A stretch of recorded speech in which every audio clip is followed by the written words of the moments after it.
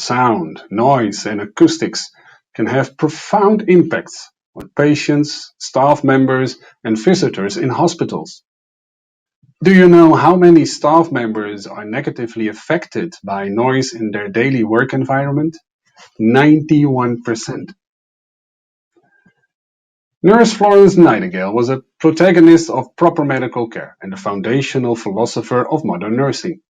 Already back in 1859, she declared how unnecessary noise is the most cruel abuse of care which can be inflicted on either the sick or the well.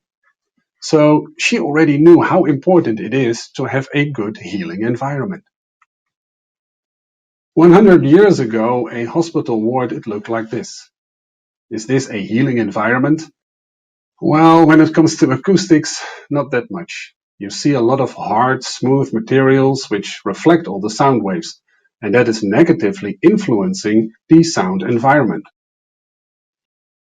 Sort of the same situation, but now a hospital from nowadays, in Manila, the Philippines.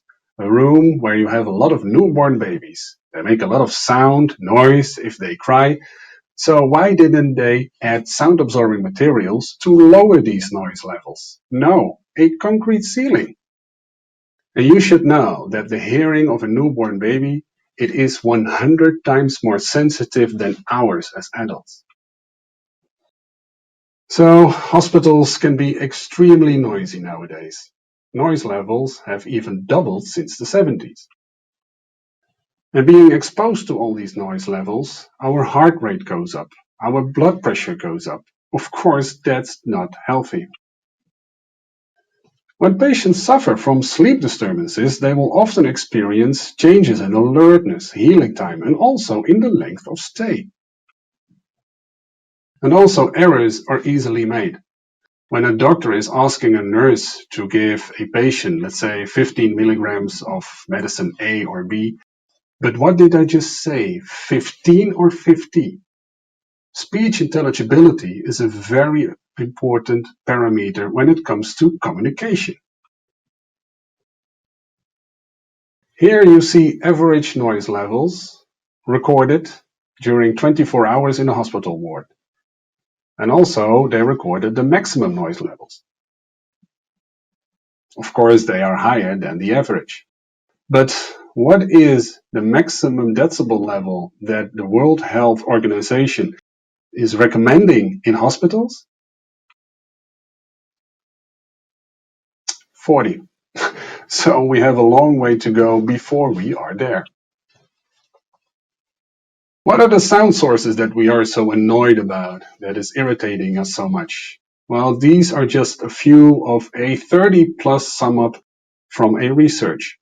And as you can see, not one really pops out. It's all kinds of everything. And it doesn't have to be a loud sound source to become noise.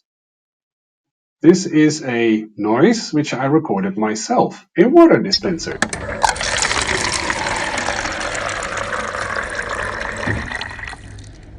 And why is this sound noise? Because this water dispenser was placed in a waiting room where I was with my wife. My wife needed to have a scan, and because of that, she needed to have a full bladder. So in this waiting room were people waiting with a full bladder next to a water dispenser with this noise. You can imagine how annoyed they all were. Not only visitors, patients, also staff members, they are affected, negatively affected by noise. They get irritated, they have concentration problems, and not just a few, actually quite a lot. For you to know, 66% is about 3 million people working in a healing environment in the European Union. 3 million people. Improved acoustics in a healing environment, they reduce risks of conflicts, errors, people are more relaxed, they are less irritated. And by adding sound-absorbing materials like a ceiling, you can lower these noise levels, even up to 6 dB. Is that much? Well, for you to know, if you have a sound source and it is lowered 10 decibels, we perceive this as half as loud. So 6 decibels is quite a lot. A poor acoustical environment impedes effective communication between patients and staff. A well-designed acoustical environment is critical in addressing these problems. Noise levels can be effectively reduced by installing high-performing, sound-absorbing ceilings. Also, acoustical ceiling tiles improve speech intelligibility by reducing sound reverberation and increase speech privacy by reducing sound propagation into adjoining areas. And it doesn't always have to be white. You can have design freedom and play with colors like you see in this hospital. Both ceilings that you see are sound-absorbing ceilings. And also take into account that there are rooms in a hospital, like a restaurant, where you have a lot of people coming together. They eat, they drink, they talk, so quite high noise levels. By adding sound-absorbing materials, you can lower these noise levels to the level that you want to have. So let's take care of hospital staff, patients, their families, their friends, and let's create a healing environment that really sounds beautiful to everyone. With that, I want to end this session. If you have any more questions, just send an email to the email address that you see here or reach out to one of my local colleagues. Thanks for your attention, and until next time.